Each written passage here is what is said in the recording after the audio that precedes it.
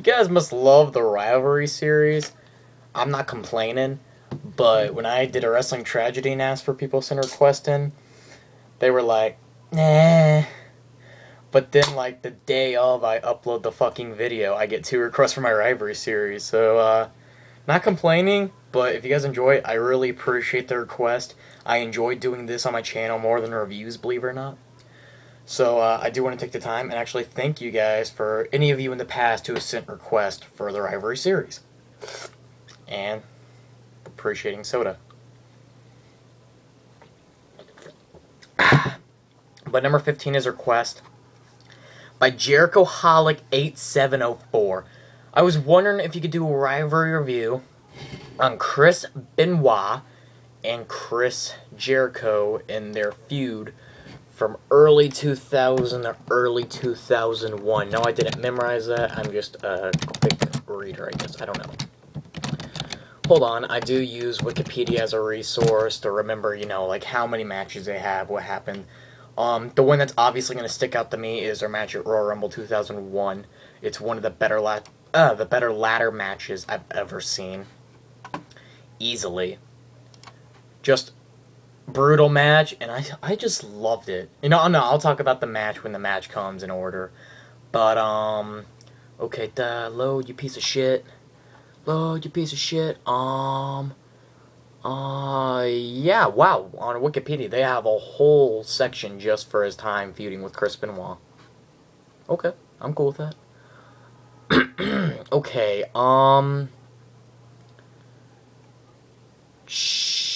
okay, I remember Jericho losing his European title to Angle in No Way Out. I do remember that match. It was an okay match.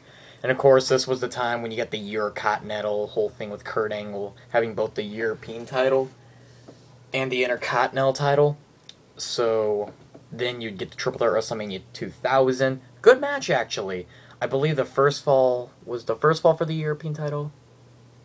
Yeah, the first fall is for the European title, and then the second fall is for the Intercontinental title. You know, sometimes I'd wish at WrestleMania they just fucking went ahead and did this with the Intercontinental and United States title. You know, let somebody hold both of them at the same time. They might as well. I mean, Jesus Christ.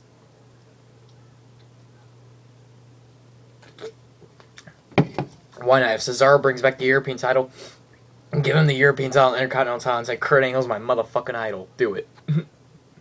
Of course, here, Jericho would win the European title. And then, wait, no.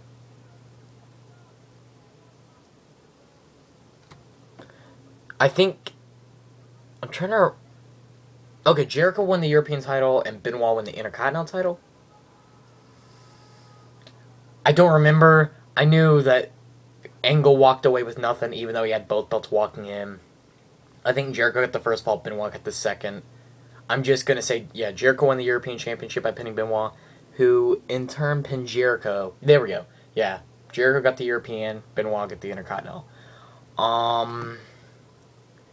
They said this was the first of 6 pay-per-view matches between the pair within 12 months. Damn.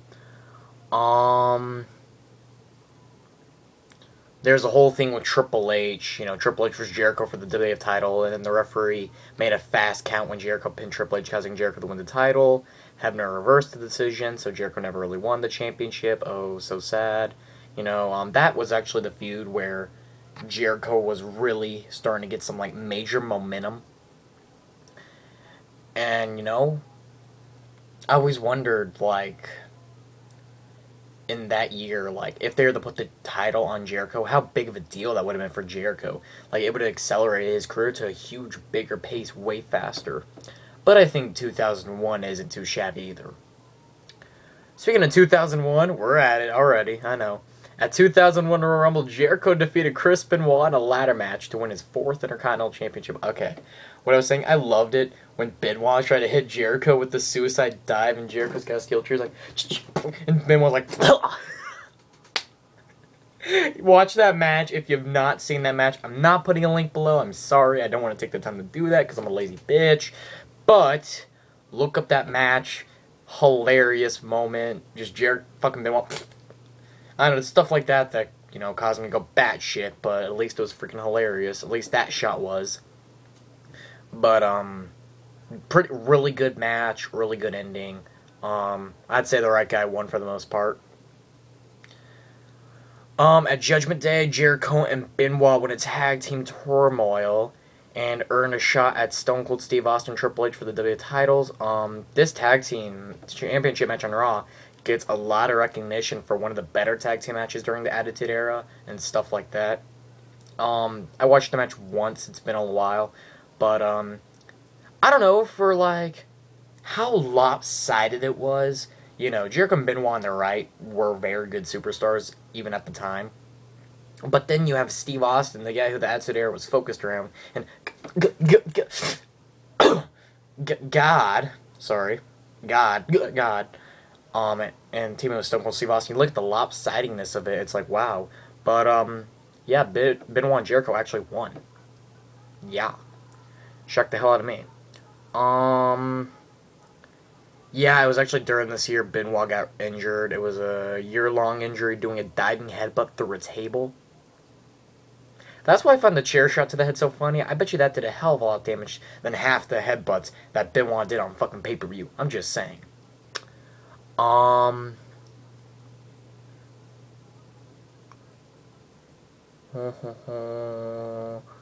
That month at King of the Ring, both Benoit and Jericho were named challengers for Austin's WWF Championship, in which Benoit interfered, making it the catalyst of the invasion angle. Huh. Well, was that really it? I could have swore their feud was like... I'm sure this doesn't list every single one of their matches, but really what Chris Jericho versus Chris Benoit was... Ooh. It was a pretty good feud. That would sometimes, like, it usually involved the Intercontinental title. And I always thought their tag team was one that kind of worked. Like, in 2007, if you do Jericho and Benoit, it wouldn't really have worked unless you had a reason to do it. But back then, I thought it kind of worked. It was a pretty good tag team, you know? Like, these guys weren't quite ready to just boom up the fucking past the mid-card. But, you know, making them a tag team kind of did increase them. You got them victories over Stone Cold and Triple H without giving them clear one-on-one victories, if that makes sense. Like, you still beat them, but you didn't beat them, which I guess is better than not beating them at all. But, yeah, this feud was kind of just caught in the invasion angle. Of course, this is where Jericho would go balls deep, beating Rhino at SummerSlam. I believe... Wow. Yeah, Benoit was injured during the invasion angle. Huh. There's another guy that was missing, Benoit. I always wondered maybe Benoit, he probably would have switched over to the WCW/ECW invasion side. And that would have helped them incredibly. Wow. Never realized that. I was thinking about the invasion video I made. I haven't uploaded it yet. It's 15 reasons why the invasion angle sucks. I'll upload it probably sometime next month. But, when I thought about after, I'm like, Rey Mysterio wasn't involved with the invasion angle.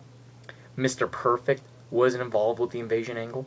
Buff Bagwell was only involved on the first fucking whatever Monday Night Raw with the whole Booker T thing match, and he was gone. Just like, even basic mid-carders weren't there. Ultimo Dragon was hired like in 2003, but had nothing to do with the invasion angle. Just fucking stupid-ass decisions in the invasion angle. And then, of course, it didn't help that Benoit and Triple H were injured. Wow. Well, that definitely now sticks out. Well, okay then.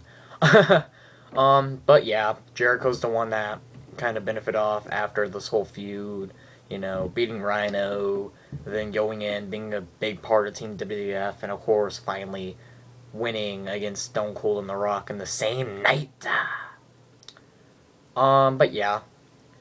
Let's just go ahead and recap the feud. The whole WrestleMania 2000 match. It was really good, actually. It's one of the better triple threats I've seen. But of course, when two of my favorites of all time, I have the top three list easily. Shawn Michaels, Chris Jericho, Kurt Angle win two of my three. Can't say Benoit because he went, "Hi, son." Sorry, that was a little over the edge, you know. But it happened, and that's why I can never call Chris Benoit, like, the top 4 or anything. You know, if he didn't go batshit, I'd be more than happy. But I just can't respect him to that level anymore. I just can't. Too morally wrong to do shit like that. But, yeah, just 3 really phenomenal wrestlers. And going in a triple threat match for mid-card titles. It made sense at the time, and it was really good. Boosted Kurt Angle up a little bit. He pretty much dropped this in the same year he'd win the WWF title. And then on the other hand, Benoit and Jericho were still strong mid-carders, upper mid-carders, getting ready for the world title scene in the next whatever years. Especially Jericho. What else was there? Okay, on the May 4th episode of SmackDown, Jericho defeated Benoit to become Intercontinental Champion for the 3rd time, but lost the title to Benoit 4 days later on Raw. So like I said, most of their matches were for the Intercontinental Championship. I did not lie. I did not stick my King Kong in that... No. Okay. That was always the thing with Jericho in the Attitude Era they can never get. Was he supposed to be a main eventer, or was he supposed to be a high mid-carder? They could just never, like, decide what was going to happen with him. Okay, but yeah, the WrestleMania 2000, that's going to keep the grid high. To be honest, most of the Raw and SmackDown matches, in my opinion, don't really stick out. They're probably just good, basic matches, you know. Usually if a match is good enough, and you're a wrestling fan like I do that tries to go through, see good matches, go through YouTube and whatnot, you know, look at people's list. And I never see May 4th SmackDown or May whatever Raw. You know, I don't see shit like that. So I'm just going to assume they were probably good, but not like, oh, yes. While on the other hand, the 2001 Royal Rumble match gets a hell of a lot of attention. And Jericho and Benoit in the ladder match was a really good ladder match. As well as them eventually becoming a tag team. I would say for the most part, they did, both of them, benefit from the feud. Didn't they fight at SummerSlam?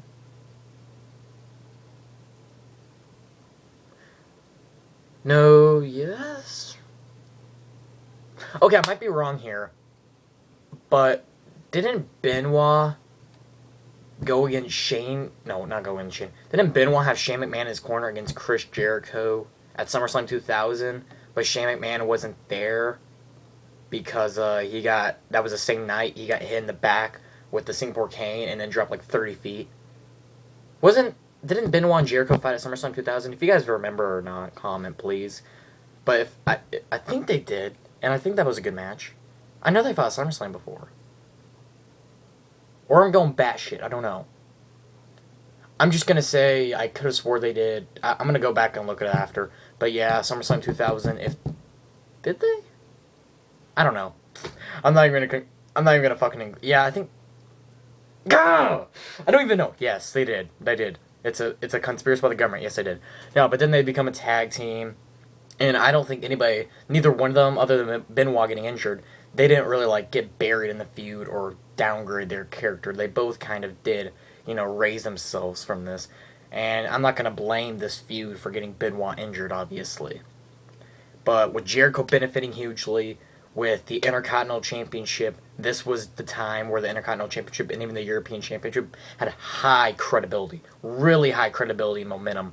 So that's going to keep the grade up. I'm going to be generous. I'm going to give this feud, like, B+, B+/A-, because, like, they kind of did hot potato the belt somewhat.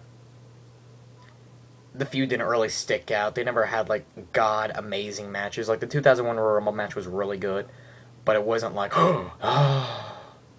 wasn't nothing like that. But yeah, that's about it from this video, and I get to go on the Rivalry 16. Go check that out video later. I don't know when I'm going to upload that. It'll be after this one, of course. But hopefully you enjoyed this. You can subscribe up above, like this video, comment any thoughts below, and you could inbox me Rivalry request, because I'll do them. We'll talk to y'all later. Peace.